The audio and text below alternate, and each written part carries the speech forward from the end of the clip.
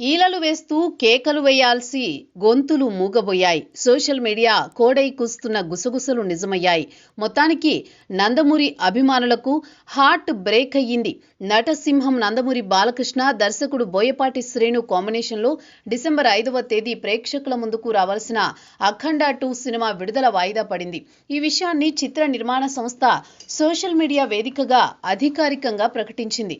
దీంతో నందమూరి ఫ్యాన్స్ మాత్రమే కాకుండా సినీ ప్రేక్షకులు సైతం తీవ్ర ఆందోళన వ్యక్తం చేస్తున్నారు. ఈ మేరకు 14 రీల్స్ ప్లస్ సంస్థ ఎక్స్ వేదికగా అనివార్య కారణాల వల్ల అఖండ 2 స్కెడ్యూల్ ప్రకారం విడుదల కావడం లేదని తెలియజేయడానికి చింతిస్తున్నామని పేర్కొంది.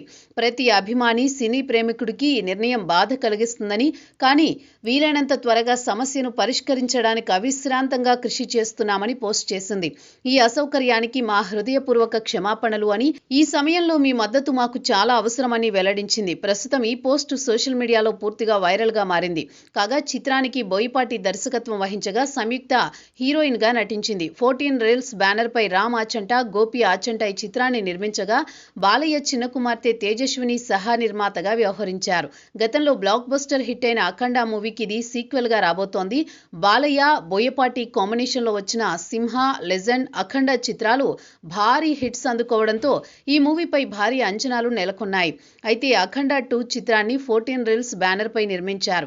గతంలో 14 రీల్స్ ఎంటర్టైన్మెంట్ సంస్థతో కలిసి ఈ రోజు సంస్థ మహేష్ బాబు నటించిన 1 నేనొక్కడినే, ఆగడు చిత్రాలు నిర్మించింది. అయితే ఆ చిత్రాల వల్ల వచ్చిన నష్టాలకు సంబంధించి రెండు సంస్థల మధ్య వివాదం నెలకొన్నట్టు తెలుస్తోంది. 14 రీల్స్ ఎంటర్టైన్మెంట్ సంస్థ నుంచి తమకు 28 కోట్లు బకాయి ఉందని ఈ రోజు సంస్థ కోర్టును ఆశ్రయించింది. 14 రీల్స్ ఎంటర్టైన్మెంట్ లోని భాగస్వాములైన రామ్ ఆచంట, గోపి ఆచంటనే 14 రీల్స్ ప్లస్ సంస్థను కూడా ప్రారంభించారు. కోర్టులో ఆరోపించింది. ఈ మొత్తం చెల్లించే వరకు అఖండ 2 సినిమాను నిలిపివేయాలని న్యాయస్థానాన్ని కోరింది. ఈ వాదనలతో ఏకీభవించిన కోర్టు స్టే విధించింది.